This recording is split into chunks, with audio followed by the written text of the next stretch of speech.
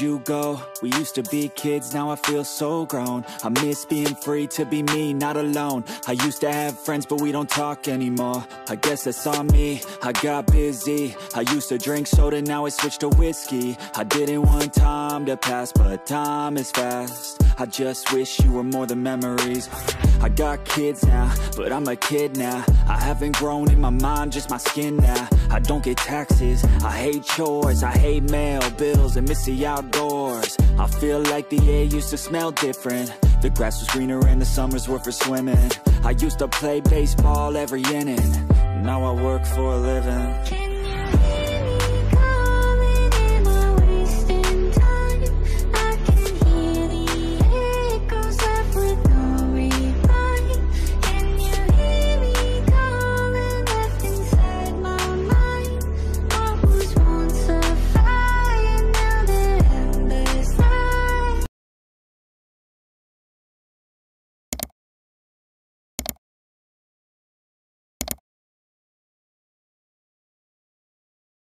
Got into meditation, just try to be more patient. Find a passion, a purpose, a reason to keep chasing all the dreams that I had when I was a little kid. Whatever happened to those dreams, man, there's something that I'm... So ayun mga boss, no, sa lahat ng mga nagtatanong, magkano nga ba ang ganitong motorcycle ay nagkakahalaga ng 89,000 kapag kinuha nyo ng cash? Magiging available na rin yung ating finance dito. So medyo hintay-hintay lang tayo dun sa mga gustong kumuha ng hulugan. Pero sa ngayon, cash available pa lang po ang motorcycle na to. So sa tingin nyo, sulit nga ba ang presyo niya ngayong 2025? And sa mga nakagamit na nga pala ng version 1 na ito, kamusta naman? Okay, meron tong version 1. So ito na yung naging version 2 ngayong 2025. So sa tingin nyo, sulit nga ba ang forma na ito at yung presyo? Comment nyo naman yan. Ayos na ayos siya. So yun mga boss, no, sa lahat ng mga gustong kumuha ng ganitong motorcycle, magkano nga ba to? Ito ay nagkakahalaga ng 89,000 kapag kinuha nyo ng cash. At syempre, available din sila sa installment. Ilalagay ko na lang din dyan sa screen nyo para at least meron tayong reference. So sa tingin nyo, sulit nga ba ang presyo niya ngayong 2095? Comment nyo naman yan. At dun sa mga gustong kumuha ng ganitong motorcycle, pwede nyo akong i-message sa aking Facebook page na iMarkMoto 2.0 para at least ma-assist ko kayo. So sa tingin nyo, sulit nga ba ang presyo niya? Comment nyo naman yan. At dun sa mga nakagamit na at nakabili na ng ganitong motorcycle, baka pwede yung i-share dyan sa comment section. Ano nga ba yung mga naging experience nyo sa motorcycle na to? Ayos na ayos yan.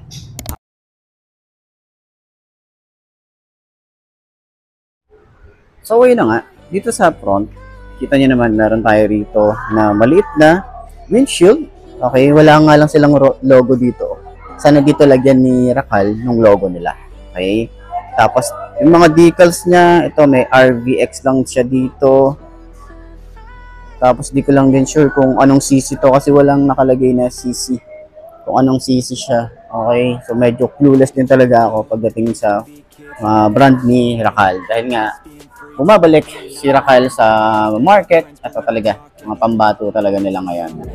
Front, meron tayong maliit na windshield dito. Alam naman natin kung saan siya talaga inspired sa Aerox. Okay, pero ang pinagkaiba lang talaga nito yung headlight niya. So mamaya tayo sa headlight, dito muna tayo sa taas.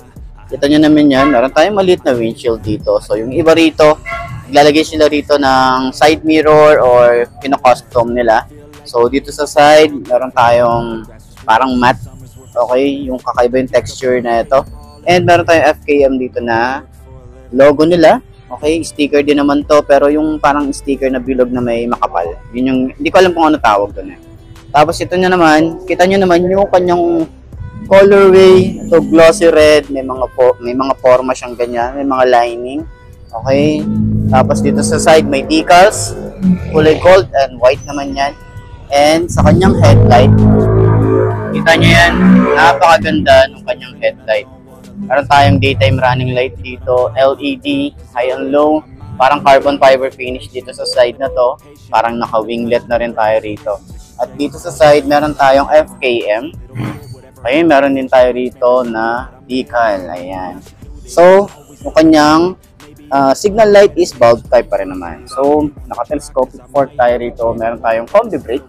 Maganda yung kanyang fender. Ganda rin yung kanyang plastic na ginamit. Ganda ng paint job. Ito, magaspang yung kanyang texture dito. So, nagustuhan din natin dito yung kanyang mugs na kulay gold and Kenda yung kanyang brand. Ang size naman dito sa likod ay 180 by 14. Ayan. So sa kabila naman, meron tayong single disc brake. Ito, naka-triple pad caliper tayo rito kasi nga naka-combi brake tayo rito. Itong side na to is speedometer sensor. Mukha lang din siyang ABS. Ayan.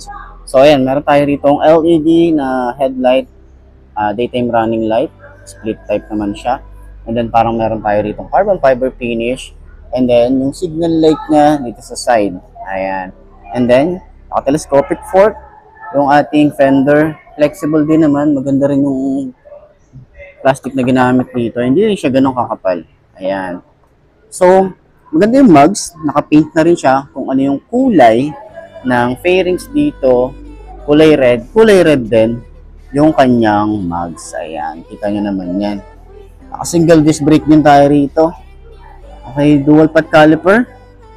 Tingin ko, hindi pa siya naka-ano. Di ko lang din sure kung naka-CBS na siya, pero ayan, makita natin dito. Parang yung sa RFI natin. Tapos, naka-single disc brake, ito, speedometer sensor. U1 yung kanyang brand, at yung size dito sa ating tires is 180 by 40. Ito ay naka-tubeless na rin. Ayan.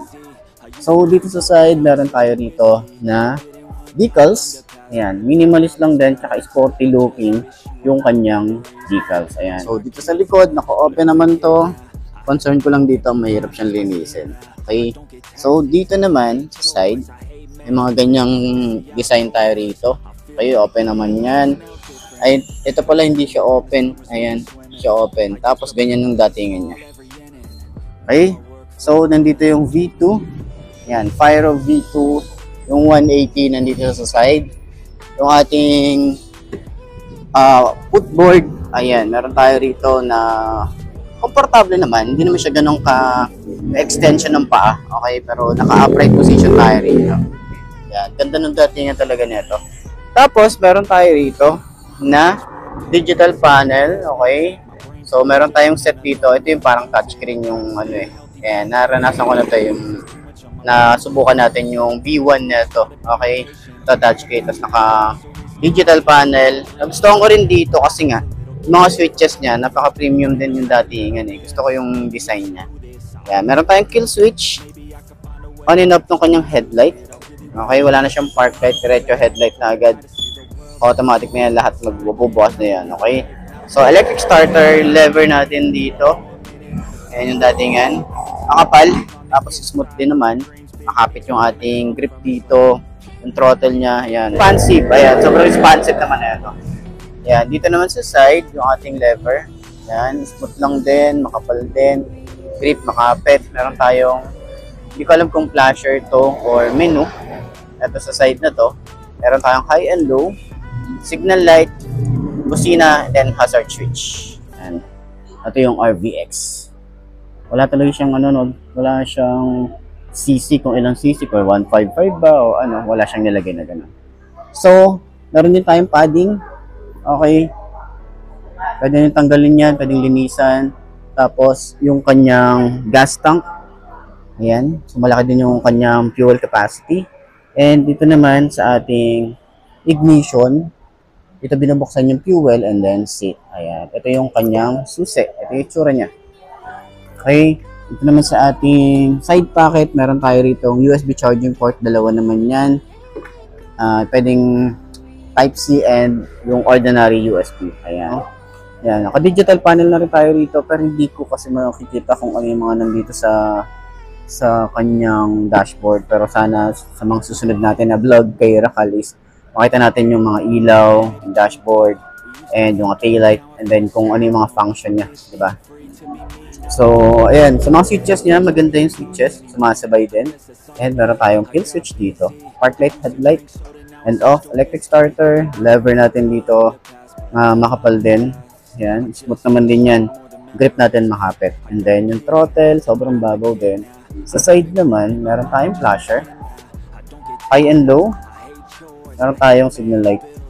And then busina. Ayan. Ayan. So, nakakilos na rin pala to. And meron na rin tayo rito na remote.